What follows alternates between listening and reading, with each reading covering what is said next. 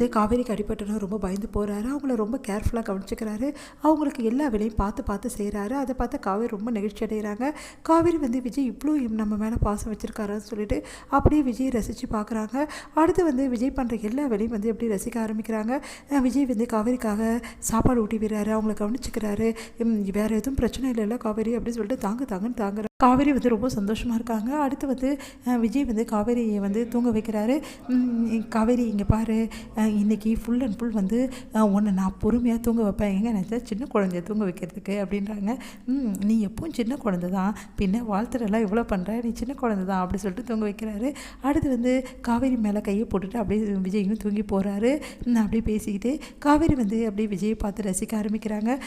என் மேலே எவ்வளோ அன்பு வச்சுருக்காரு, எவ்வளோ பாசம் வச்சுருக்காரு, எனக்காக பார்த்து பார்த்து எல்லாமே செய்கிறாரு. பொண்டாட்டியை கவனிச்சிக்கிற புருஷன் கிடைக்கிறதுக்கு நான் கொடுத்து வச்சுருக்கணும். ஆனால் ஏன் என்னை பிரியணும்னு நினைக்கிறாரு. என்னை பிரிஞ்சுட்டு இவரால் இருக்க முடியுமா? என்னால் கண்டிப்பாக இருக்க முடியாது. இவர் இல்லாமல், இவரோட அன்பு இல்லாமல் என்னால் வாழவே முடியாது.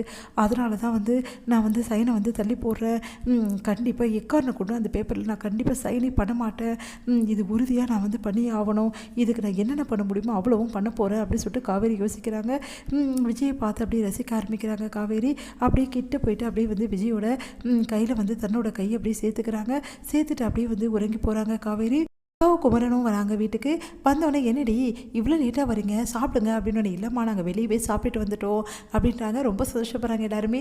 என்னடா குமரா, இந்த அளவு கங்காவுக்கு ட்ரீட் கொடுத்துருக்க போல் இருக்கு அப்படின்னோடனே உடனே சிரிக்கிறாரு. என்னக்கா என்னை கூட்டின்னு போகல அப்படின்னு சொல்லிட்டு கேட்குறாங்க. இன்னொரு நாள் உன்னை கூட்டின்னு போகிறேன்டி அப்படின்னு சொல்லிட்டு சொல்கிறாங்க. உடனே நர்மதா சரிக்கா அப்படின்ட்டு, சரி என்னெல்லாம் மாமா வாங்கி கொடுத்தது, நிறைய வாங்கி கொடுத்ததா மாமா அப்படின்னோடனே, இன்றைக்கி அசத்திட்டாருடி, அவர் இந்த மாதிரி போய் வாங்கி கொடுத்தது இல்லை. ஆமாம், வெளியே தெருவு நீங்கள் 2 பேரும் எங்கே போகிறீங்க, எங்கே வரீங்க, எப்போவுமே குடும்பம் அப்படின்னு சொல்லிட்டு இருக்கீங்க.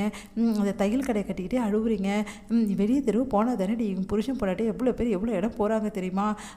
இதெல்லாம் நீங்கள் போகணுன்னு எங்களுக்கும் ஆசை இருக்க தான் செய்யுது. இன்றைக்கி நீங்கள் போயிட்டு வந்ததே எங்களுக்கு சந்தோஷம் அப்படின்னு சொல்லிட்டு சாரதா அவங்க பாட்டி எல்லாருமே சொல்கிறாங்க. அதெல்லாம் கேட்டு 2 பேரும் சந்தோஷப்படுறாங்க.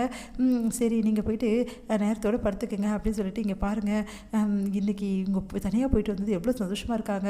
இதே மாதிரி தனியாக ஒரு பெட்ரூம் அவங்களுக்குன்னு இருந்தால் அவங்க அவ்வளோ சந்தோஷமாக இருப்பாங்க. இல்லையா அத்தை அப்படின்னோடனே, ஆமாடி நீ சொல்கிறதும் கரெக்டு தான், அதுக்கு தான் நான் ஏற்பாடு பண்ண போகிறேன். அந்த விஷயமா கங்கா கிட்டே பேசலான் இருக்கேன். சரி இப்போ ரொம்ப லேட் ஆகிடுச்சு, நாளைக்கு இதை பற்றி கங்கா கிட்டே நான் பேசிடுறேன். அப்போ தான் இதுக்கு ஒரு முடிவு எடுக்க முடியும். சீக்கிரமாகவே வீடு பார்த்து நம்ம குடி போகணும். சரி இதை பற்றி காவேரி கிட்ட சொல்லிட்டியா?